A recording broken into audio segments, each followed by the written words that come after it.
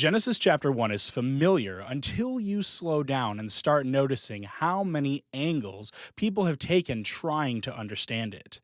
The text is doing more than reporting events, it's shaping the way that we see God, the world, and ourselves.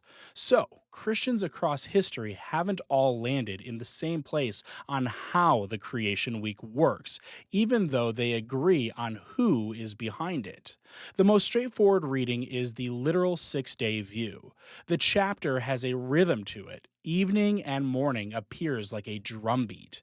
If you're reading it like narrative history, you naturally picture a normal week, sunrise to sunrise, forming the pattern behind Israel's Sabbath. But some interpreters pause right at verse 2, where the world appears formless and void. That's where the gap theory opens up.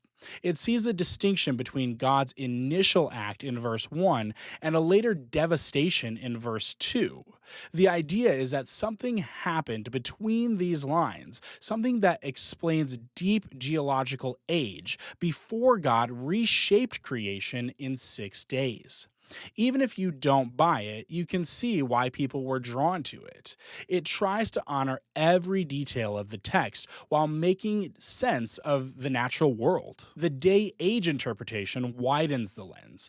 The Hebrew word yom can refer to a period of time, not only a 24-hour day. With that in view, the days become long eras, broad stages in God's ordering of creation. It isn't trying to force science into the Bible, it's noticing that Genesis isn't allergic to flexible time language.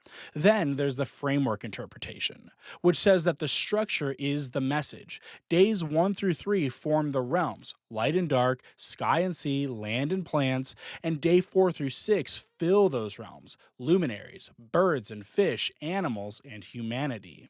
It's less about duration and more about design. Genesis is showing us a God who forms and fills with intention. The functional or temple view leans even harder into purpose. The focus isn't on when things were made, but on what they were made for.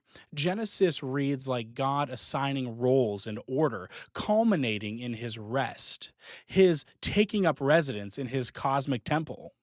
Across all these readings, the center never wobbles. Genesis announces a world that is purposeful, good, and crafted by a sovereign God. The how invites exploration. The why pulls us into worship.